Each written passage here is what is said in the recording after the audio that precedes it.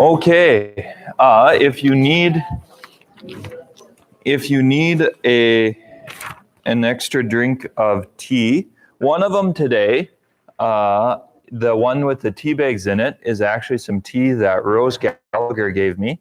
I think it's apple cinnamon something. Festival or fiesta, I was going to say. We've actually started drinking more tea too. Usually now we have to fill up a third jug. So sometimes Deacon's done it, or sometimes I've gotten to it. This is good. So today I think, did we start talking about this first section, the king enters his city? I think we mentioned just a few things, so we'll kind of start there.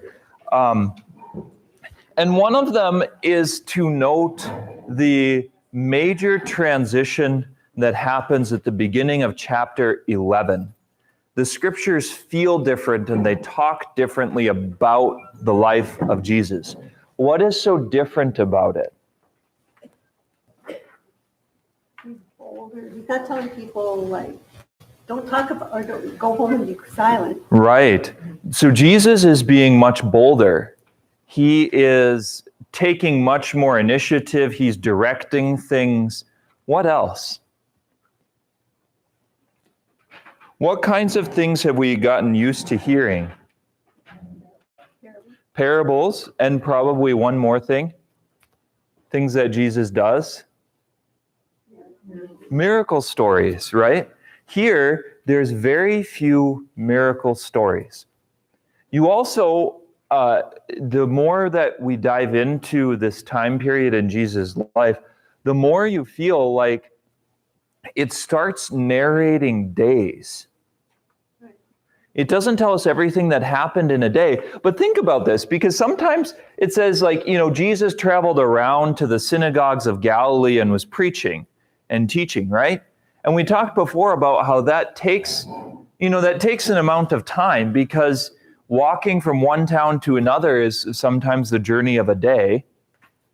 And if he's traveling around Galilee, like, that's a line that describes maybe a month or 2 months of the activity in the life of Jesus. Now you have a series of stories that kind of come one after the other. The timeline is much more condensed. They're leaving out fewer things. Things and tensions are drawing to a high point. And so this is another thing that I think, as you read the scriptures, these are good to notice. Like, this is a major literary transition. And you should know, how many verses are there in the text of the scriptures?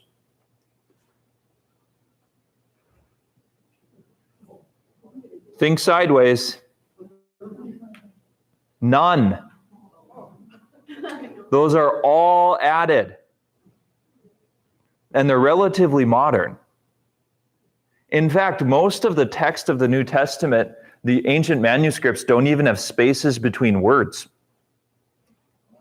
And they don't have capital letters and small letters. Part of the invention of capital letters and small letters happened in the 800s with a manuscript called Carolingian Minuscule. That's hundreds of years later. There's no chapters in the Bible. They're not real. Now, they're not bad, and they're helpful, and they were added to help people be able to locate things more easily. But it is good not to forget this. It's actually why someday what I'm hoping to get, sometimes when they publish Bibles, instead of putting the little verse numbers in everywhere, they put them on, like, the side of a column. So it's harder to tell exactly where a verse begins, but you actually get to read the text as it's given instead of getting so distracted by all of these things that are added to it. Because there's no verse numbers. Those, I think, what were they in?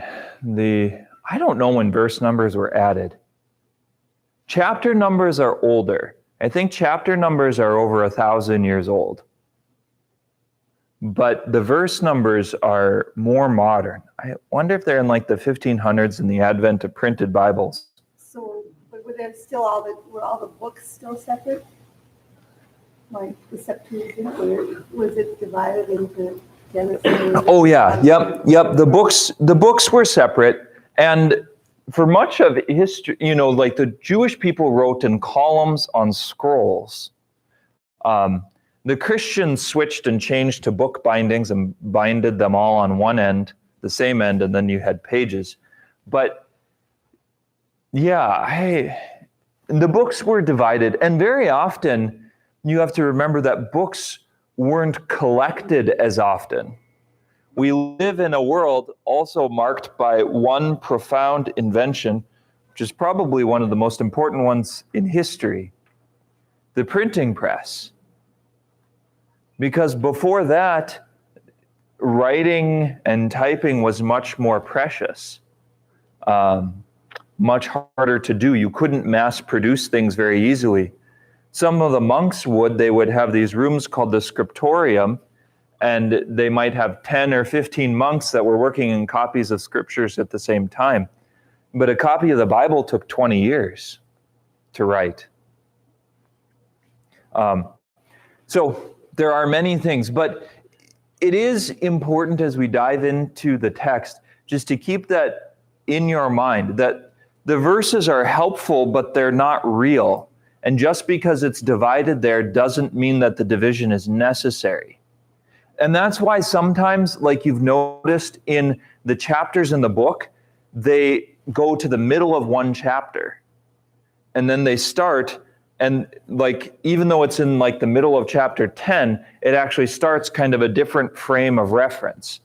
And it's because of this, because the people that divided the scriptures did a fairly good job for the most part of finding some natural divisions of where to put chapters, but it's arbitrary.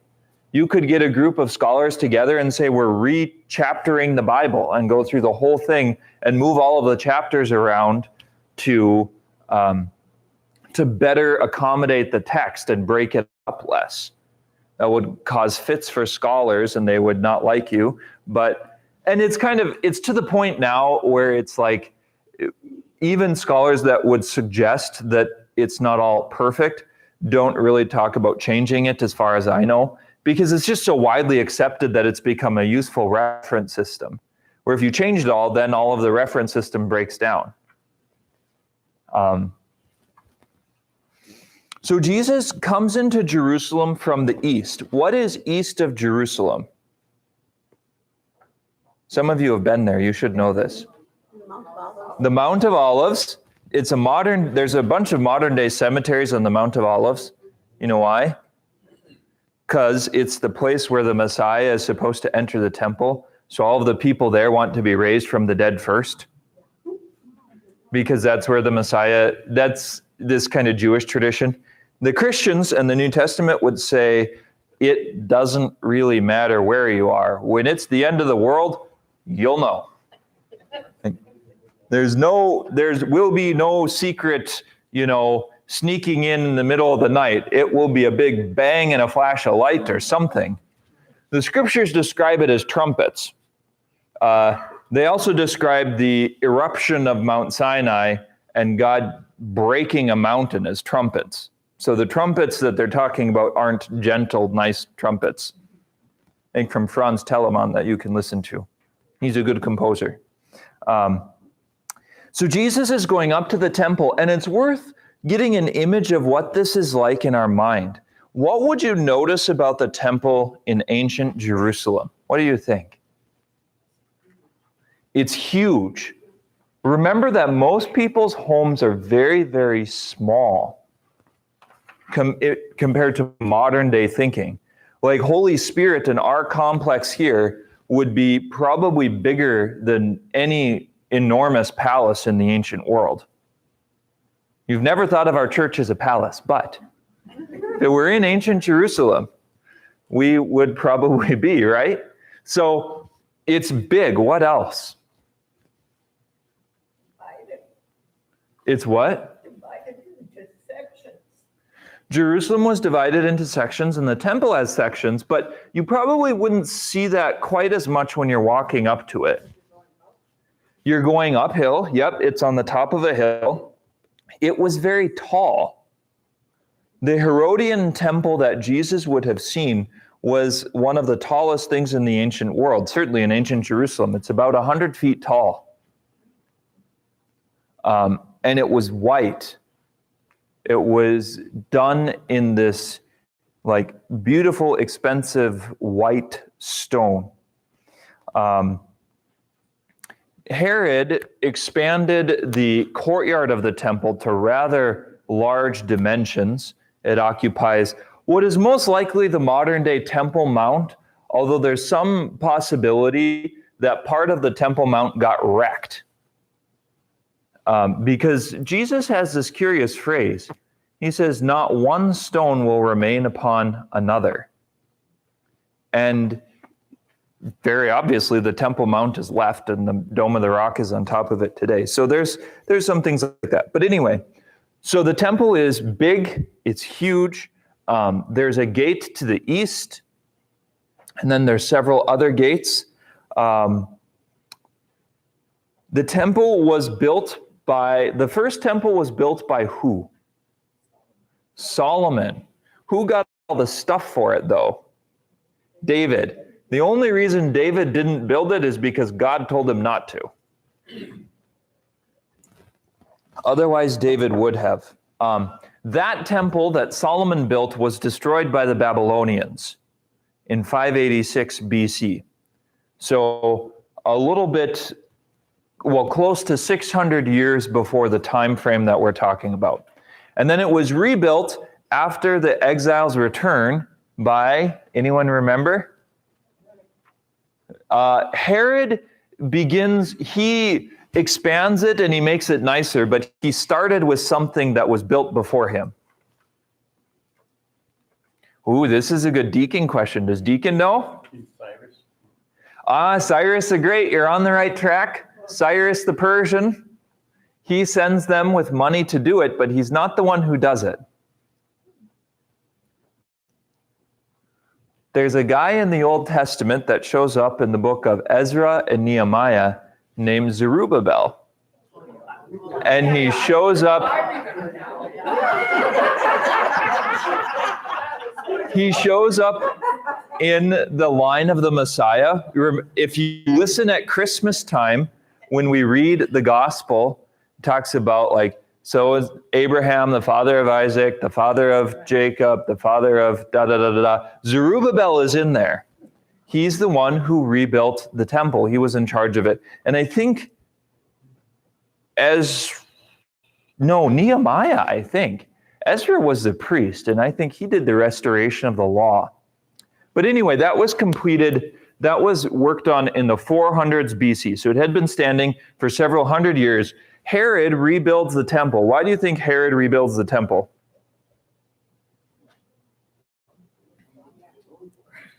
You're right. He has a lot to atone for.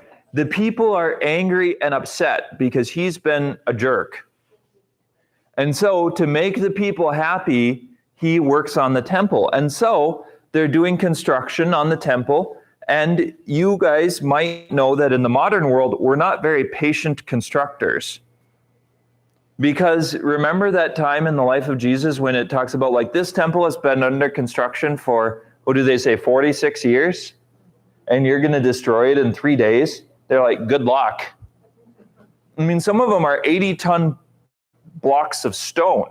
You don't move 80 tons very easily, do you? How many of you have tried to do that? So the temple is big. It is on the Temple Mount. It's a place of sacrifice. There was a stream that flowed out from under the Temple Mount. The water was considered very precious because it was mingled with the blood of all of the sacrifices.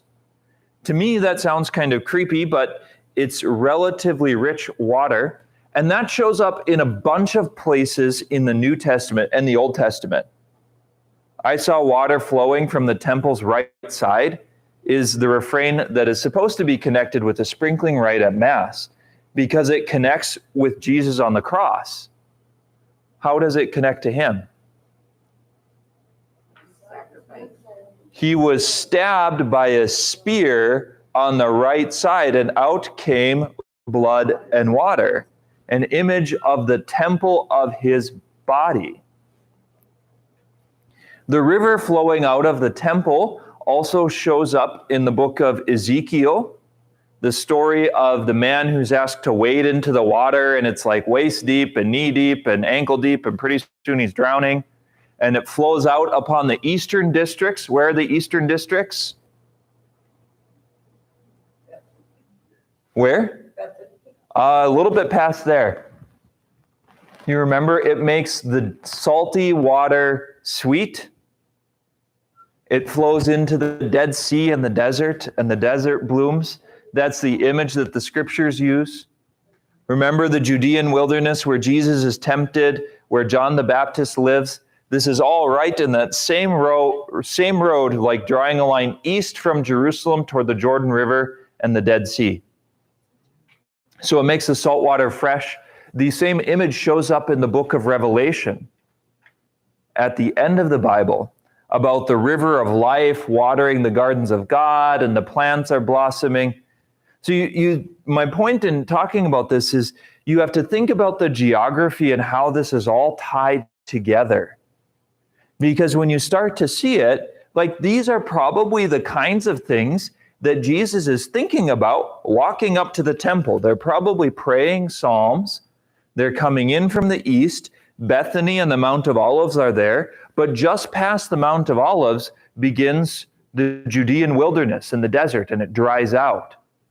The areas closer to the city on the highlands are still a little bit wet and get some rain, but it dries out very, very quickly and becomes almost uninhabitable. There were wide open courtyards. Few people actually go into the temple itself. Who goes into the temple itself? Only the priests. And only when they're performing the services of the day. Even for a priest, they can't go into the temple whenever they want. They only go into the temple when they're performing a service. One of these is very, very important for the New Testament. There's a priest that goes into the temple, Zechariah, the father of John the Baptist, and he goes in to do what?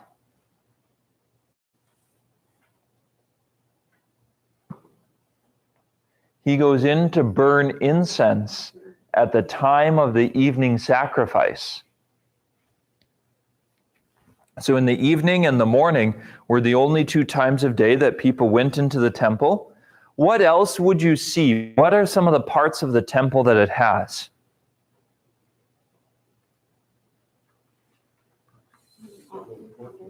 There's courtyards, yep. In front of it, where the sacrifices are offered, there's a giant altar. It's 30 feet tall and about 15 feet square, I think, around the top. Where there was always fire burning, so it would smell like roasted meat. Because they were offering the sacrifices there. It would probably also smell like incense and baking bread and all sorts of other things. Because that's what they were offering in sacrifice on the altar. There was a giant basin called the sea. There were also menorah, or menorot would be the plural, where these giant 7-branch candlesticks. In the temple, there's 7 branches, because 7 is the number of perfection. 8-branch candlesticks come from a different thing, the 8 days of the Feast of Purification, Purim. I think there's a time where the oil lasts for 8 days until they can make new ones, and that's what they celebrate. So the menorah that many Jewish people have near Christmas time are 8 branches, but the ones in the temple are 7. There's also the bread of the presence. And the Ark of the Covenant was not there in the time of Jesus. The Ark disappeared. The prophet Jeremiah hid it, and it was gone. At least that's the Jewish tradition, is that it was hidden and not taken by the Babylonians. So in the center of the temple is, or in the Holy of Holies is what? Nope, it's not there. Jeremiah hid it somewhere else. So what do they have in it in the time of Jesus? What? No ark. The ark is gone. They have a bare rock. They call it the foundation stone of the world, the first place that creation began, but it's a bare rock. So my point in describing the temple in this way is it's good for us to picture it, to feel a little bit like what it would be like. If you watch some of the shows, like it shows up in The Chosen a little bit, it shows up in some other ones, you can see them kind of walking up to the temple and how much taller it is than everything else. That is important. I think it shows up a little bit in The Passion of the Christ by Mel Gibson. So Jesus comes into the temple. He is riding on a donkey. He's coming from Bethany. Lazarus was just raised from the dead. The people welcome him as the Messiah, as the Son of David. Hosanna to the Son of David. Blessed is he who comes in the name of the Lord. The New American Bible does something silly here. It changes Lord to Master, and that's silly, because Lord is the word that's used, kurios, which can mean master, but we've talked again and again how the Lord is also the divine name, the name of God that's given at the burning bush in Mount Sinai. Jesus accepts the acclaim of the people now. We mentioned that he is receiving what they're saying. He doesn't reject it. He doesn't hide from it. He doesn't tell them not to talk about it. He accepts it. This is his time and his hour. So he comes into the temple. And the temple is a physical building, but in the scriptures, it's also important to remember that it's playing with meaning. The true temple, in a sense, is Jesus Christ himself and his body. The New Testament describes Christians as being temples of the Holy Spirit. The temple of Jewish life, you could say, the temple of the sacrificial system. All of these meanings are kind of blended together. That's a good place for fruitful reflection. Like if Jesus comes to your temple, what does he find? Where would you end up in the story? So then this poor fig tree, I always feel bad for the fig tree. Like, what did the fig tree do? It was growing by the side of the road and it's not time for figs, and Jesus curses it.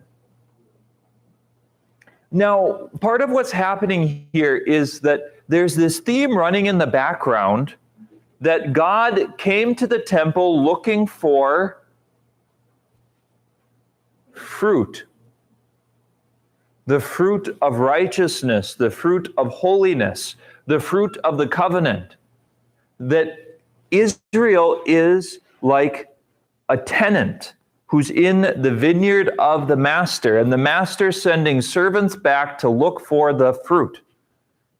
And they're not finding any. This is the gospel we heard this weekend, and it actually fits perfectly because it's what the story is about.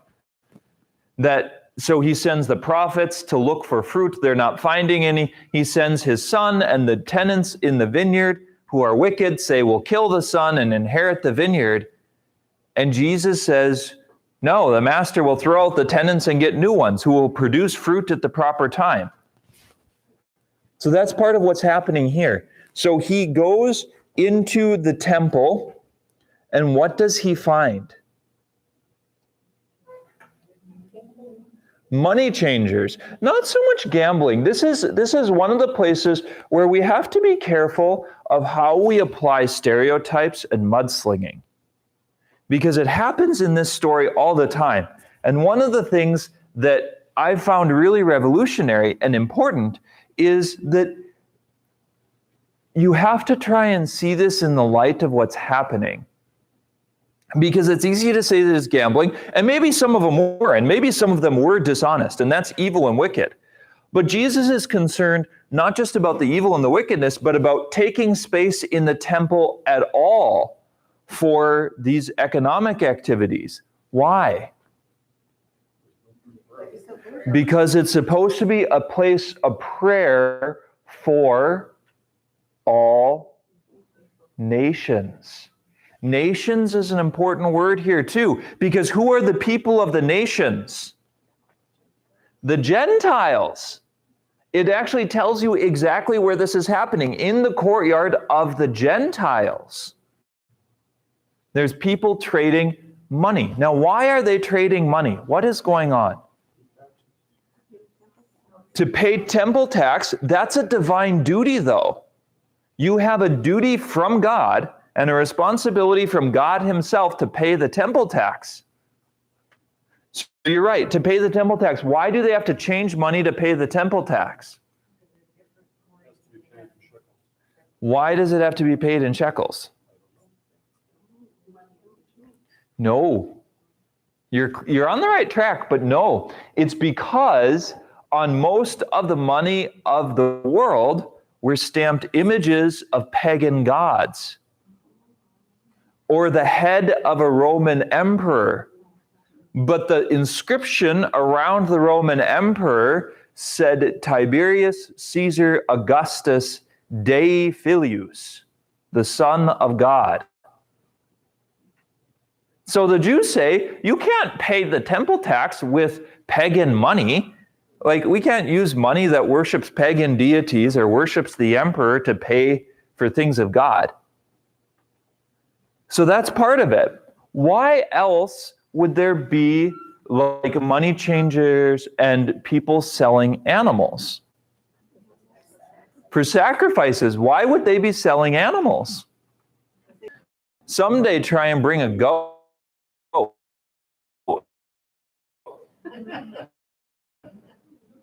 I guarantee you at some point you will either have roasted goat or dead goat, right? So if you're traveling, let's say, from get to Jerusalem, people in the temple are providing an important service. They're doing something. Jesus doesn't critique them for what they're doing. He doesn't